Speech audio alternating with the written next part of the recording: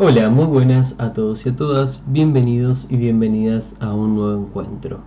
El día de hoy, y siguiendo con este libro que hemos empezado, vamos a hablar de cómo conducir la primera entrevista. Así que empecemos. Si una terapia exitosa es aquella que resuelve los problemas de un cliente, entonces el terapeuta debe saber cómo formular un problema y cómo resolverlo. Además, si ha de resolver una variedad de problemas, no debe adoptar un enfoque rígido y estereotipado con respecto a la terapia.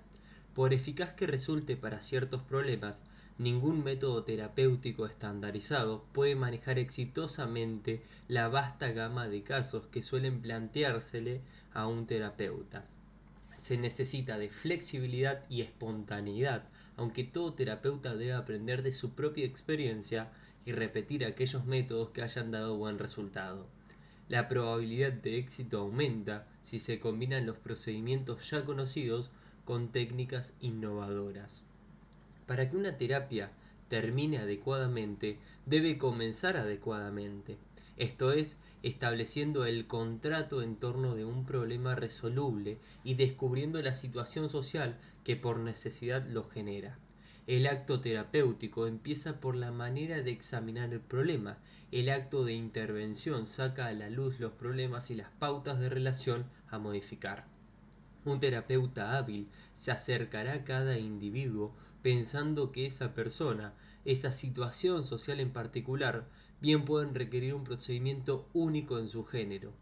Las variables son muchas, pero la mayoría caen en las categorías de tiempo, lugar, honorarios, número de personas involucradas y directivas especiales necesarias para iniciar el tratamiento. El terapeuta que encare una situación particular con plena libertad de acción puede resolver lo mejor lo mejor es actuar en su consultorio, en el hogar del cliente, en el sitio donde trabaja, la calle o la escuela, si el problema se relaciona con ella. La primera entrevista puede durar media, una o varias horas. El terapeuta puede proponer enseguida un cambio o quizás proceder pausadamente y no solicitar de inmediato ninguna acción. Los honorarios normales pueden resultar apropiados para un caso o bien puede pedírsele al cliente que fije el pago que cree justo o aún decirle que deberá pagar si no progresa.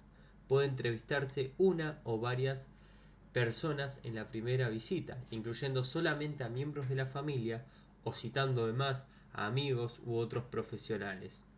Cierto grupo étnico requerirá tal vez un acercamiento formal, en tanto que una mayor llaneza resultará más eficaz con otro. Un terapeuta experto puede comenzar de muy diversas maneras, pero aquí indicaremos cómo ha de iniciar, preferiblemente su primera entrevista, un terapeuta común.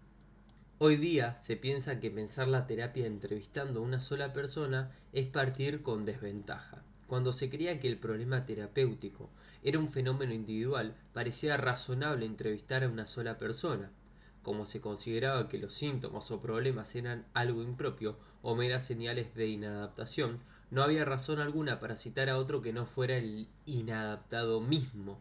Si una esposa padecía accesos de angustia, no los creían atribuibles a su matrimonio, sino que los tildaban de irracionales. Por consiguiente, el marido no era un elemento relevante salvo como un factor de estrés para la mujer que constituía el verdadero problema. Por supuesto, es posible cambiar un matrimonio o una familia entrevistando a uno solo de sus miembros, pero se corre el riesgo de que sea un procedimiento lento y difícil, a mente fallar a menudo, como lo han demostrado los estudios sobre los resultados de la terapia. Es mucho más sensato entrevistar al grupo natural en cuyo seno se manifiesta el problema, iniciando así de inmediato la búsqueda de una solución. Si es obvio que, tratándose de un matrimonio, hay que entrevistar a ambos cónyuges, debería serlo aún más el hecho de que cuando el problema está en un adolescente a quien debemos ayudar a desligarse de su familia, debe buscarse la participación inmediata de todo el grupo familiar. El terapeuta debe reunir a las personas para ayudarlas a individualizarse y es más lógico empezar ese proceso de individuación de inmediato en la primera entrevista. La antigua dicotomía entre terapia individual y de familia pierde relevancia cuando se encara un problema dentro de su contexto. Entrevistar a un individuo es uno de los modos de intervenir en una familia. Si un terapeuta entrevista a un hombre, mujer, abuelo o niño y no ve al resto de la familia, establece una coalición a ciegas sin saber en qué organización está entrando.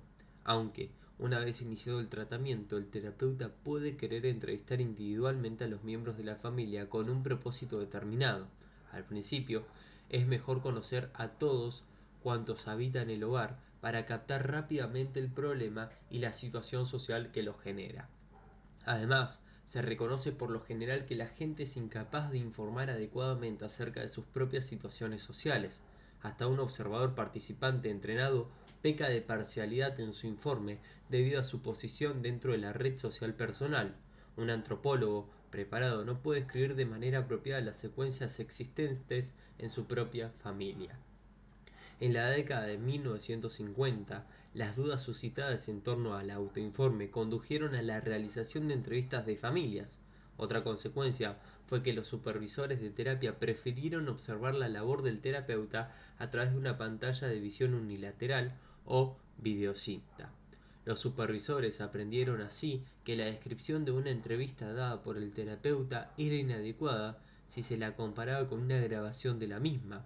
Cuando los pacientes eran entrevistados en privado, sin grabación, a los terapeutas también se los veía privadamente en las sesiones de supervisión y nadie sabía a ciencia cierta qué pasaba durante la terapia. Por ejemplo, una esposa informaba sobre un acto de su marido sin mencionar la parte que le había tocado en la secuencia que condujo a él. Decía quizás que su esposo la había golpeado porque sí. A su vez, el terapeuta comunicaba a su supervisor ese hecho, conocido según la versión de la esposa, sin explicarle cómo había alentado la mujer para que se lo relatara. No mencionaba que quizás inconscientemente se había aliado con ella contra el marido, incitándola a condenarlo.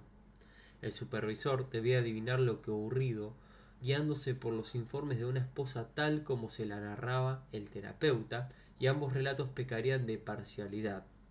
Es más sensato entrevistar a ambos cónyuges juntos bajo la observación de un supervisor, de ser ello posible. Con este tipo de observación, la situación del terapeuta pasa del enfrentamiento individuo versus familias a la práctica de una terapia a ciegas o a plena luz. Parte de la dificultad que plantea la iniciación adecuada de una terapia ha obedecido a la confusión entre el diagnóstico realizado por razones institucionales y el realizado con fines terapéuticos. Una institución requeriría que se entrevistara a una sola persona clasificándola en determinado diagnóstico, procedimiento que nada tenía que ver con la terapia y que hasta podía trabar al terapeuta en sus reflexiones sobre cómo resolver el problema. Ahora se sabe que el mejor diagnóstico para terapia es aquel que permite al grupo social responder a los intentos de producir un cambio.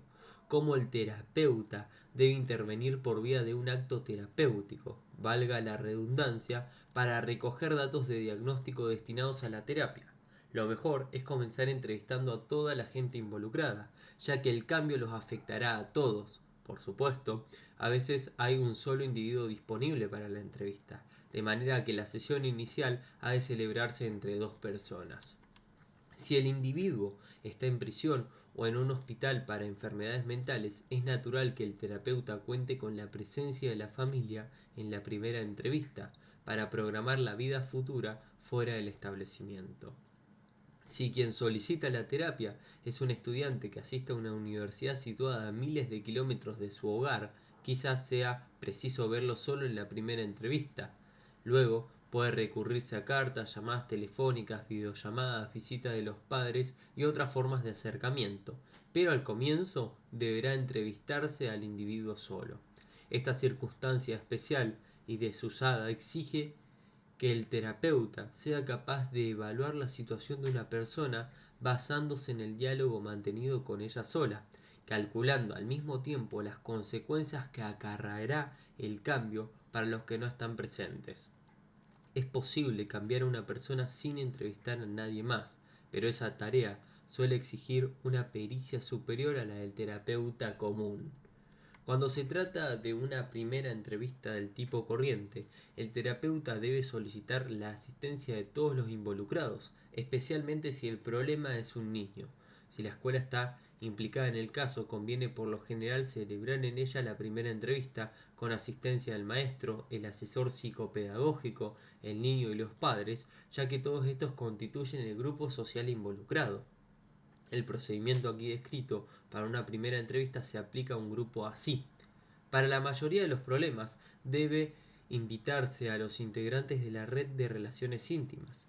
La unidad social adecuada comprende a todos cuantos habitan el lugar, pero si el terapeuta conoce la existencia de una abuela que vive a la vuelta de la esquina, también debe requerir su presencia.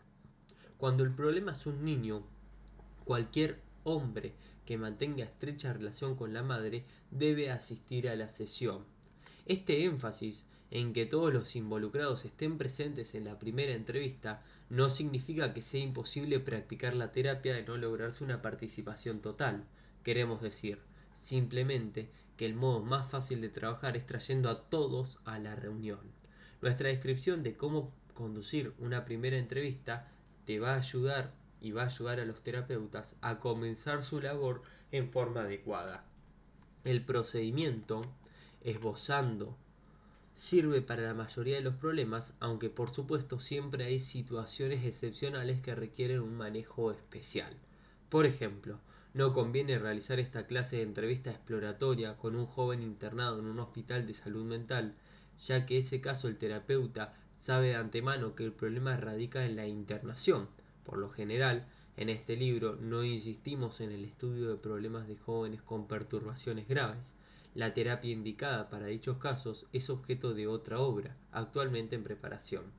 La estrategia a aplicar en un caso así consiste en partir con una actitud menos exploratoria y más autoritaria, ya que la familia está en un momento de crisis.